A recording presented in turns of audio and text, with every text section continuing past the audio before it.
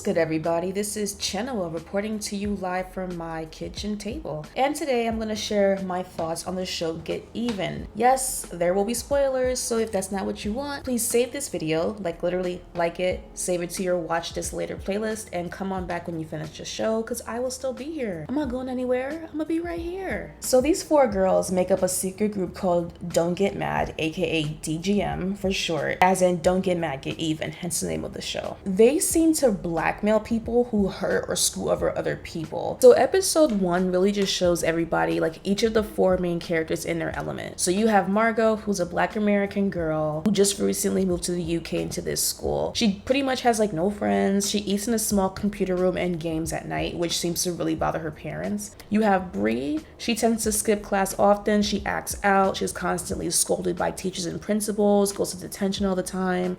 Her house is mad nice, but you know what, you guys, it's not about the house, it's about the family inside. And she lives with her dad, and her dad isn't always there. Like, he literally, one episode, he left her like an apple, and like, I don't really know what, the currency looks like over there, so I'm not sure how much it was, but like, it was a lot of bills with an apple, and that was her breakfast, and he was like, have a good day, whatever. Like, it's not like loving. They're pretty distant. So that's Bree. Then you have Kitty. Now Kitty, she's all about like focusing on her little soccer career and just being the best soccer player ever, being the captain, and doing really well academically. And oh my god, her character, like, baby girl seems stressed, to be honest, like the entire series. And the reason why that's like so interesting to me is because why are you so adamant about taking on more missions for DGM? Like, it seems like it takes a lot of work, but you're also stressed about like doing well, being the captain of the soccer team, maintaining your grades, because mind you, she's there on a scholarship. And if you in real life have ever had a scholarship that's dependent on like merit, your grades, your performance, whether you're in high school, college, wherever you are, you know that you cannot play around. Like, there's no wiggle room. You have a lot at risk. So it's like, why are you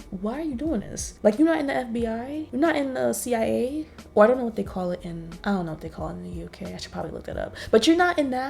You in high school. Focus on your schooling, okay? Anyway, she's really hell-bent on becoming the captain of the team, but she actually loses to another good player, and that girl is Camilla. Besides the fact that Shorty lies to her parents about the fact that she became captain, the fact that she lost to Camilla is really relevant, so keep that name in mind. Then you have, last but not least, Olivia. She's pretty, she's blonde. I thought she came from money, but when I actually paid attention, I realized that she doesn't seem to come from money, and I actually kind of like that. What I also like is that she's not your stereotypical like mean girl. Like, she's not like walking around like pushing people into lockers. But then again, when her friend group does push people into lockers, she doesn't really do anything. But I guess she's not the one being violent, so it's cool. Anyway, Olivia's in the popular group, and she dates Dante, who he is fine. Like, he is just a snap. Like, whenever he comes on a scene, I'm like, okay, like, let me focus.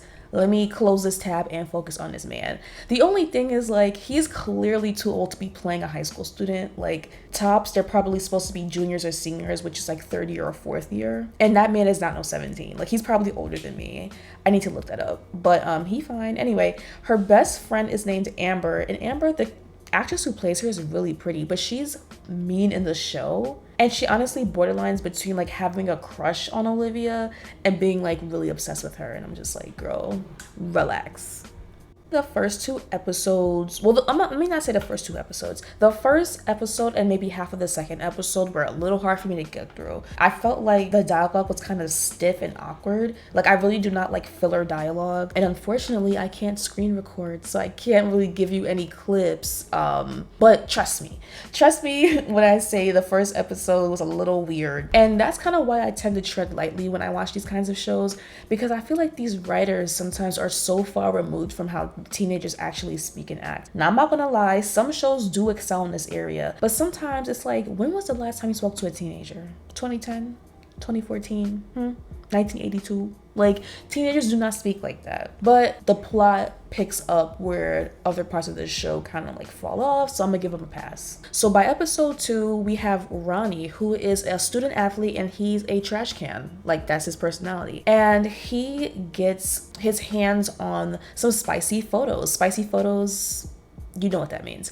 But worst of all, he did not get the permission of the girl he got these spicy photos from. Mind you, this young girl is a younger student. She's actually more of a secondary character, but like, really relevant to the plot. But yeah, he takes advantage of these like pictures and starts playing her in front of everybody. So like she's in public, like, why did you like do this? Like, you're wild. And he's like, girl, I don't want you. Like, why are you pressing me? I do not want you. And he's humiliating her and antagonizing her. And the 4 girls are DGM. They see this. So now Kitty sees this and she's like, oh, I gotta do something. So she's like, DGM, let's meet on the roof. Let's talk about this. Let's get on. Let's make this a mission. So the mission is Olivia, the pretty blonde girl. She goes on a pretend date because they're kind of in the same friend group, like Olivia and Ronnie. So she goes on a pretend date with him and she's not feeling him at all. Like, he's not reading the signals. He doesn't care, but he's being trashed. So it's whatever. Bree breaks into Ronnie's house to look for any kind of evidence that they can use for their blackmail scheme. So Olivia's at this little like yogurt shop cafe thingy and she's trying her best to like keep Ronnie's attention, but he's being mad weird and gross and creepy and cringy and nasty, and she's just like, oh my god, what's wrong with you? And like, I don't know why he did this, but he like made Olivia sit next to him and then forcefully took some selfies of them too and then uploaded them because like he was like, I see you trying to play me, but he didn't know what the plot actually was. He didn't know what the scheme was. So Olivia's like, all right, girl, I can't do this. So she just leaves. Kitty's also at the cafe, so she sees her leaving and like, Bree, girl, you gotta bounce. Like, you gotta get out of there. And everything is all good, but however, spoiler, Ronnie is pushed through the window of his bedroom window and he dies. That happens later that night. So now it's a whole investigation. This isn't just like a little like Bannerman-centric scandal. This is like a whole homicide. And I don't know how, but authorities know that DGM has something to do with it, but they don't know the identity of this group. So it's like, we are shook. So around the middle of the series, so now we're talking episode 5, right? So Bree is called in to be questioned by 2 detectives, which the woman, like, honestly, like, anytime she came on the scene and spoke, like, she played her role really well because she was getting on my nerves. I did not like her. With, like, just the way she would ask the question, I just wanted to fight, but, you know, no violence, stop the violence. So anyway, she gets called in to be questioned. Why? Because her fingerprints were found on a piece of origami in Ronnie's bedroom. Remember when she broke in? She was sitting here touching everything in his room. Her fingerprints were on it. Girl, are you a rookie? Because that's a rookie move. During that scene, she walked into that house so surreptitiously, okay? That is an SAT word, so make sure you write that down. She surreptitiously walked into this room, and honestly, like, during that scene, I was really nervous because I'm like, is somebody gonna pop up? Is somebody there? But she did it. But you left your fingerprints, sis? Like, come on, what are you doing? So now by this point, DGM in general is like really hesitant. They're like, girl, we're not, to Kitty, like, Kitty, we're not trying to keep going with this. And it makes sense. If I was in DGM, I would have put in my leave of absence because we got the authorities, we got 12, like, they know. They are questioning my DGM mate. I am scared. Mind you, when Olivia went on that date with Ronnie, remember when he put up those pictures on his Instagram and it was just like, what are you doing? Those were the last pictures he put on social media. So it looks really sus because it's like, okay, like, so you're with Olivia and then you died. Like, and mind you, Olivia wasn't with Ronnie in a relationship, so it looks really weird. And this also gets Olivia questioned by the police. So you got 2 members of DGM questioned by the police. And then she becomes an outcast. Like, her friends don't rock with her no more. I mean, they kind of rock with her, but she starts sitting at lunch by herself, which is weird. I don't really know why people reacted to her this way, especially because she was so popular. It's like a real fall from grace. But I guess that's how teens are, according to the writers. So we get Olivia gets questioned by the police. Then Bree, who tries to be James Bond or Jane Bond, you know, she fails miserably. She gets caught up with the police. So of course she's trying to tread lightly. Then we have Margot, our sister, okay? Sister's holding it down. She's out here on her way from Kim Possible, hacking computers, hacking phones in record time. And honestly, she's putting in the most work compared to everybody else. Like, it's Margot, Bree, Kitty. It's Margot, Bree, Olivia. Because Olivia did like a little something, but not really. Then Kitty's out here calling orders. And you would think she doesn't have so much to lose, but like, you do. You thought it couldn't get any worse. Girl, it goes from worse to worse, sir. So the DGM figures out that the coach, the gym coach, who seems to be like the only teacher at this school besides the principal, because he's just always around. But they find out that he's having an inappropriate relationship with Camilla. Remember that name? Camilla, she's the one who became captain. Kitty lost to her, right? Okay. So Kitty sat there on that roof. Like she sat there on that roof with during the DGM meeting, and she was like, y'all, let's release these texts to everybody tomorrow morning. You guys, she wanted to release the text messages between Camilla and the coach to everybody. Teachers, students, parents, everybody. And she did not keep Camilla's identity anonymous. So everybody's like, girl, everybody as in, you know, the other three girls, Margot, Olivia, Brie, they're like, girl, why would we do that? And she's like, because like people need to know, like they shouldn't sweep it under the rug. And I'm like, you didn't have to do it like that. You don't have to embarrass this girl. But you know, does anybody listen? No, we're gonna do what Kitty wants to do. So at this point, Kitty's intentions are starting to be skewed, because at first it's like, well, she's bringing awareness to an inappropriate relationship, which you should do. Like, it's not okay for a coach, a professor, a teacher, authority figures to be, you know, flirting or anything like that with students. That's nasty, that's illegal, call the police. But Kitty released this on game day. She released this on the same day as their soccer game, because she knew that Camilla would be too distraught to play and she would be able to be captain. Like, Kitty knew, if I release this, Camilla gonna be in her bag, she gonna be in her feelings, and I'll be able to be the captain. And guess what? Guess what happened? Camilla dropped. Camilla not only said you can be captain for this game, she was like, you got it. Like, I'm not gonna be on the soccer team, because she's embarrassed. Like, the coach really played her in front of everybody. Like, she's the victim. She shouldn't be made fun of. But you know how people are in general these days. Not just these days, but you know, historically. People are gonna sit there and make fun of her. So she's not gonna really sit here and like be kicking a ball into the goal when people are like, oh, didn't you used to talk to the coach? Like, no. So by episode 6, the majority of that episode, we're at Ronnie's memorial concert. Pretty much everybody at the school attends, including our 4 girls and Mika. Remember, Mika was the young lady who was humiliated by Ronnie. So during the episode, people get on stage and, you know, do poetry, they sing, they perform music, they dance. But then by the end, Mika jumps on stage, and it seems very impromptu, because like when she gets on there, her brother's like, girl, what you doing? And she's like, I'm doing me. So she gets on the stage and she just tells the truth about Ronnie, and she's like, this guy is trash, and just because he's dead does not mean we should forget that, because he had so many secrets, and if y'all knew what I know, y'all would be saying the same thing. And I think that's important in general, like even in real life. It's okay to mourn people, but you know, if they had, you know, cons or like negative aspects of their personality, you don't have to act like that didn't happen just because they're gone. You can remember the good parts and the bad parts, or in Ronnie's case, just the bad parts, because he was a bad person. So during this, her brother Rex tries to get her off the stage, but she keeps on going. She's like, yeah, you're not about to get me off the stage, I got something to say. And when she's done, her speech isn't really received well. Like, people are clapping like, okay, but Kitty shows her love and she's like, you're really brave. Now by the end of the episode, we see Mika walking to school along like this kind of bridge thing over a body of water, and somebody approaches her from behind the camera. So we don't know who it is, but they approach her and she's like, oh hey, what's up? But they're being weird and she's looking kind of scared, kind of frightened, and that's it. So it's like, we are shook. So by episode 7, they decide to have Olivia go over to Rex and Mika's house, because they realized that when Bree broke into Ronnie's house, Rex was there for some reason. So they're like, Olivia, go see what you could find. Like, she's the only one in DGM who could go over there and have it make sense. And that's because Rex and Amber are in a relationship, and Amber's her best friend, so it wouldn't be weird. So at Rex's house, Amber and Olivia are hanging out, looking all cute. And while they're there, unfortunately, we find out that Mika has drowned. So Mika's dead now. Everyone's taking this pretty hard, especially Kitty, because they were on the same team and they were really close. And I kind of feel like Kitty saw her as a little sister, somebody that she has to look out for. Amber actually takes Mika's death pretty rough as well, because mind you, she's in a relationship with Rex and she doesn't know how to navigate her feelings because her boyfriend's sister just died. It's like, how do you begin to move on? What do you say? And during this time, she expected Olivia to be there for her more, and I totally understand that. On campus, they have a falling out. In the beginning of this little falling out, I was on Amber's side, because when you're going through something rough, you want your friend to be there. You want them to support you. However, here comes Amber with her mean personality, and she starts airing Olivia out in front of everybody. And she's like, girl, I put you on. You come from nothing. You won't have no dad. You're broke. You wearing my shoes. You wearing my clothes. You wouldn't be nothing without me. And I'm like, well, there we go. There's the mean Amber that we love and cherish. So by the end of the episode, we find Margot, Bree, and Olivia having a DGM meeting in the movie theater, which I feel is like the worst place to have a meeting. They discover that Ronnie was actually catfishing a student named Christopher. Ronnie is pretending to be a young lady, and he had this boy in his bag.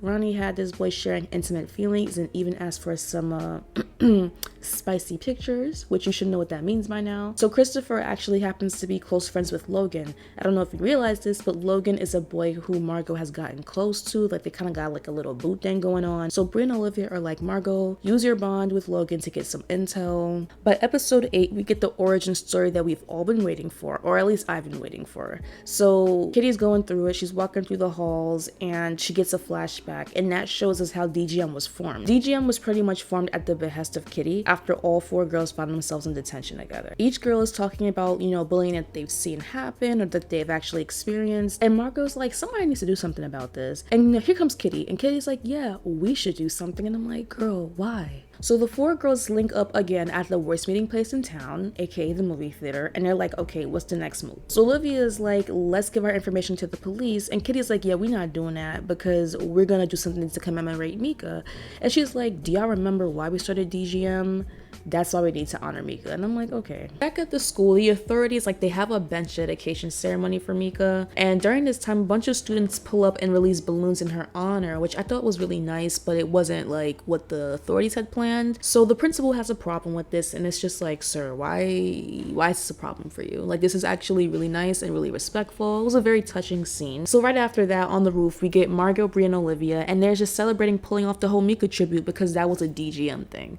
Kitty comes up and they're like, hey girl, let's come celebrate like we did it. And she's like, I'm not doing this. Like, I'm good. I'm not part of the DGM. I don't want any parts. Y'all can have this. And this part really got me tight because it's like, girl, this was your idea. You're the one who insisted that these girls join your mission. All they were trying to do was serve their detention. And you're like, let's just change the school. Let's change the world. You had Brie on the radar. She was almost a suspect for like murder. You had Olivia in an uncomfortable situation. You used Margot for her talents, and you were just calling the shots. So you weren't in the crossfire, you were not in the trenches, and now you just want to be like, I'm good. So the girls are like, we can make change, like we can do this. And they're like, we have evidence against Christopher because he had a motive. And Kitty's like, that is cute, but my friend is dead. My friend just died and I do not care about that, so y'all can have this, goodbye. So now the girls are a trio and they have to figure this out on their own. Back in the school hallway, the police pull up on Christopher, the kid who, has a motive. They have him open up his locker in front of everybody, and a card comes out, and the card says on it, compliments of DGM. They arrest him right then and there for Mika's murder and Ronnie's murder, which is so messy because it's like, these kids are going to be gossiping. You're going to do this in front of all these kids. Like, what are you doing?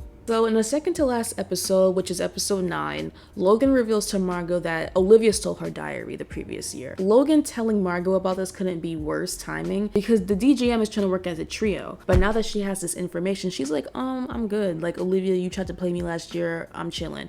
Which, like, side note, the scene where Margot is going off on Olivia on the roof, she sounds like she's crying. Like, she sounds distraught, but I don't see her with tears. I don't see her with water in her eyes. So it's kind of like, girl, like, what are you doing? So after all this, Margot is pretty much fed up. So she goes find Logan and she's like, you want to get out of here? And they leave campus. Back at school, Olivia and Amber are the only ones in this auditorium. And they have a talk that was like, they had it coming and needed to have a conversation. So they apologize to each other, and Amber explains her reasoning for treating Olivia the way that she has, which was pretty insightful for me because I'm like, girl, why are you so like possessive over this human being? As the conversation goes on, it's obvious that there's some type of romantic energy, not just a friendship, and that's even more obvious because they kiss each other. They had a kiss, and I'm not a fan of Amber. Like, I really do not like her, but I am happy to see this kind of diversity on camera. Next, we go back to Margot and Logan. So they decide to run away together, which, I mean, I don't know how serious they were about that. They stop at a convenience store to get some snacks, and while waiting, Margot discovers that compliments of DGM card in Logan's car. Mind you, this is the same card that fell out of Christopher's locker when he got arrested. So she's like, first of all, why do you have this? Second of all, she knows that she's the real DGM, so it's like even more so, why is this in your car? So they continue to drive, and Margot's shook pretty much the whole time from here on out. So she presses him. She's like, why do you have this card? How did you get it? And he's like, I'm DGM. And it's like, baby, no, you're not. Like, we are the real DGM. So this cuts their little runaway short, and he drops her back home. The next day, Kitty pulls up to the counselor's office, and she's just like, hey, like, is my scholarship going to be renewed? And she finds out that it actually hasn't been renewed, which doesn't seem to like bother her as much, which is a little weird. She has a brief conversation with Bree during gym, and that suggests that there's like a little mission underway, so we're getting excited. Margot meets Logan on a bridge to question him. So she's like, are you a part of DGM? How did these like events take place if you are, like kind of like quizzing him, and obviously he can't answer. Now Margot, she pulled up with her Law & Order SVU, she's on her CSI, she's on her NCIS because she's coming through this interrogation and he's breaking down, he's confessing. Logan pulled up to Ronnie's house to press him about everything that he'd done against Mika, but mainly against Chris because that's his best friend. And he says he accidentally pushed him through the window, which, how do you push an athlete through a window? Like, obviously that wasn't intentional. Then Margot was like, okay, but what about Mika? Like, we can't forgive that. Like, maybe Ronnie was trash, but Mika wasn't. And he's like, oh, that was an accident too, because when he went to go ask her about some information, like, what did she know? He wanted to get the tea. And she was shook and she wouldn't tell him. So then he got scared and supposedly accidentally pushed her off the bridge into the water, which makes no sense. So this man just confessed to being a murderer, and then he's like, so we're cool, right? Like, you're good, like you're not mad? And she's like, girl, no. She runs away when his back is turned and presumably jumps in the water to escape him. So he really believes that she drowned and he's shook. So he goes back to school with all this negative energy. Mind you, this is the night of the school play. So he just gets into costume, he gets on stage, and he starts reciting his lines as if nothing happened. So he's struggling to get through his lines, and here comes Margot. She pulls up a little late to the play and just sits in the audience. So now he's like even more shook because it's like, is this a ghost? Like, how did you get out that water? So then we get to another flashback, and this flashback is showing the planning process that the four girls put in to make this plan work. Next, we see the three girls under the bridge, and they're listening to and recording Logan's confession. So when Margot runs away, she doesn't jump in the water, obviously. She just runs under the bridge to meet Bree and Olivia. During Logan's soliloquy in this play, the audio and video confession plays behind him, and everybody is shook. They're just like, this man is a murderer and an actor, like what is going on? So a bunch of people start to chase Logan around campus, including Rex and Kitty, but somehow nobody could catch him and he escapes. Later on, Margot meets up with Logan at a park, but it's actually a setup, so the police pull up and get this murderer up off our screens. Later on, the four girls be on top of the roof and they celebrate and they just embrace each other because it's just, you know, finally we reached the end, we've gotten justice. And then Kitty reveals that she doesn't know if she's coming back because she did not get a scholarship for the next term. And then the girls are like, like, should we use our DGM powers to save her scholarship? So it's possible that they might come back together to keep her at the school with her scholarship. Now, the end of the show isn't the happiest ending ever, but we do get some form of justice. The four girls are friends again. We got the murderer locked up. We don't know what happens to Christopher. Hopefully he's okay. You know, Mika's gone. We can't get her back. Rex has to heal, but it's decent. It's solid enough. The show is written in a way where we can definitely have a second season, but if there isn't a season, if it gets canceled, this wouldn't be a true cliffhanger. Like, if Kitty weren't able to come back to the school, it's like, okay, whatever. So yeah, I mean, this show was pretty cute. I'm glad I came back to finish it. I have to say, I think my favorite character is Bree. I don't know why. First of all, her voice is just so cute to me. I like it. I love the fact that she ended up getting like a really good relationship with her dad, and they seem to be getting closer. I was a bit confused about her like shutting down John when he was like, girl, I love you. And she's like, that's cute, but you ain't gonna have me. And I'm like, why are we doing this? Like, I thought you did like him. I'm confused. Another thing that confused me was Kitty and Dante's relationship. Like, why was it there? Like, it kind of just felt like a scene filler sometimes. Like, I'm glad that everybody kind of got like a little bit of a love interest storyline, even though Margot's was pretty tragic. But with Kitty, like, I don't think it was necessary because she had literally bigger fish to fry, which even more so drives home the point. I'm glad that, you know, y'all had this little team to like get justice and stuff. But look at you now. You might not even come back to the school because you might not get your scholarship. So like, was it worth it? But we'll see if DGM can bring it back together. So if you stuck around to the end of this video, I wish I could give you like a cookie. And I'm not even being sarcastic. I'm being serious. I hope you all enjoyed this kind of review or reaction. I tried to keep it short, but I'm curious to know what you thought. Are you excited for the next season? Do you ship anybody on the show? I don't know if I ship anybody. Probably Bree with whoever she wants to be with. I would ship Amber and Olivia, but Amber has like some personality issues to work on before I love me some Olivia, so I don't want her to get hurt. But I like the cast that they picked. I'm still super grateful for the diversity. Just having, four main characters and two of them being women of color was very nice to see. I look forward to them returning. So thanks for listening, and I hope to see you again soon.